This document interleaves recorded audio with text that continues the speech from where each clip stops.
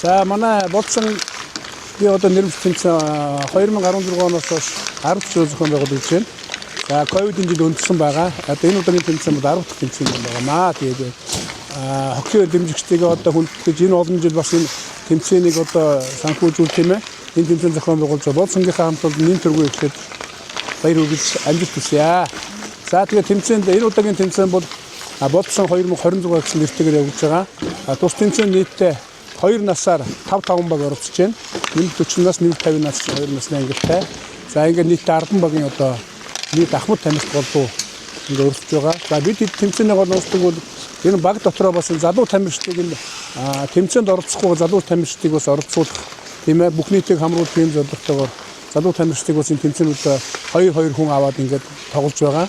Энэ нь бол тэмцээнийг илүү өрсөлдөөнтэй тийм ээ сонирхолтой хөгжин дэмжлэг бас уухай ашиглуулсан юм цагаан тоглолтууд болж байна. За тэмцээний нээлттэй ажиллагаа маргааш 1 цаг үед болно. За энэ бүтэн сайдар 8 манай одоо хаалт ажиллагаатай.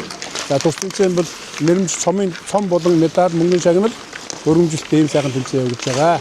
Энэ тэмцээнд оролцож байгаа нийт одоо бүх тамирчид амьд төсөө мөн бидний хөгжөөнд дэмжиж байгаа бүх балиачгууд бас амьд төсөө хөгжөөнд дэмжижтэй. Дээр нь бас манай тэмцээнд идэвхтэй оролцож манай тэмцээнийг одоо бас тийм ээ дэмжиж явуулдаг аймаг болон тийм ээ сумынхаа удирдгуудад бас одоо амьд төсөө хүн иргэдийн хурлынхаа байгууламжид бас амьд төсөө ингээд бүгдээрээ нийлүүл буруугүй гэдэгтэй бүгдээр хүчтэй байх хаа ингээд цаашдаа Монголын хоккей за дээр нь дахны хоккей ялангуяа одоо манай өвлийн ордын ашиглалтанд орчвол манай хоккейний чанар улам сайжирна тийм ээ өшөө бас хүмүүс олноор хамгахдах юм сайхан боломж нээгдсэн байж байгаа. Бид нар 2027 онд хоккей ордноо бас үдээж авна. Энэ сайхан мөч удахгүй ирэх байхаа. Энэ тэгээ дараагийн тэмцээн бид нар энэ гадаа биш ордон дотор тоглох юм сайхан боломжтой байж байгаа. За бид нар ямарсан энэ жил бол 2 тэмцээн хүлээн авч байна.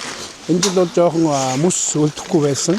Ингээ 12 сараас тэгэхээр одоо ингээд мөсөө тавиад за 1 сарда бид нар нэмэлт 50 насны цомын ахмадын тэмцээн хүлээн авсан. Энэ манай 2 тэмцээн.